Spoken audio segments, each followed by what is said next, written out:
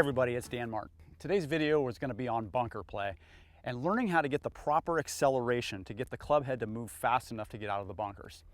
Most people that struggle with bunker play don't understand the physics of a swing. So I'm going to use my training aid, the Pro, to help you guys out and help you get the feel of what it's like to get enough speed on the club to get the ball out.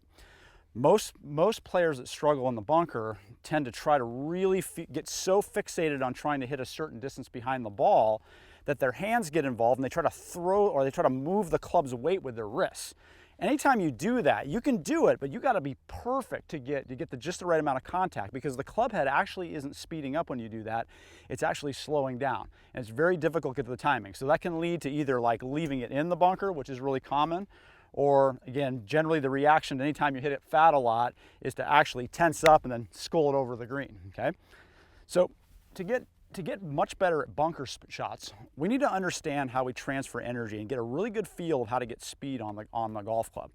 So I've got my training aid, the Pro, here. I took the grip off just to make it simple, and I've got my impact pad here. What I want to learn to do to get a lot of speed on the bunker play is I need to learn how to compress energy or transfer energy through my body and compress it around my wrist joint so it goes fast, okay? So here's the motion. So if you guys can see, when I do this exercise, I'm not trying to shove the golf club forward. What I'm doing is I'm transferring energy and then letting my body stabilize all that speed. And that's what makes the golf club go fast. So the turn in my body transfers from my pelvis to my thorax to my arm really quickly, and then as my arm is slowing down, that's allowing the speed to transfer from my wrist joint to the club. Now it's easy with this here because I don't have to deal with the mechanics of my body or the biomechanics of my body. When I come back to the golf club, however, I need the same thing, but I need to know a couple things. First and foremost, if you're holding this thing too tight, you're never going to get enough wrist mobility to be able to transfer that kind of energy. So what I'd love to have you do, if you have my Pro, you can do this exercise. I call that the power pivot drill.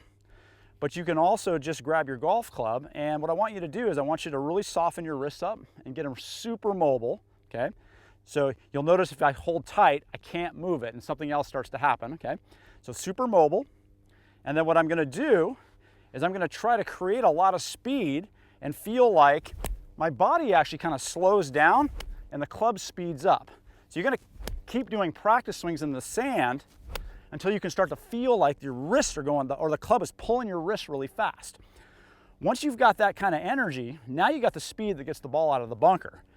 And so once I get set up to the ball, I'm going to play the ball a little bit forward. I'm going to open the club face like I normally would, but I'm going to try to get that same kind of speed going, and I can really launch that ball out of there. So you see, I'm not trying to shove my body into the ball. I'm just simply working on transferring energy.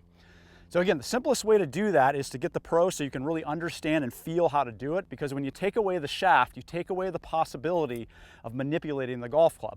Once you understand that shaft is supposed to be swung like a rope, then you can get the speed to get you out of a bunker. All right, so that's how you get the speed to get a ball out of the bunker. I hope you all enjoyed that video, and we'll see you all next time.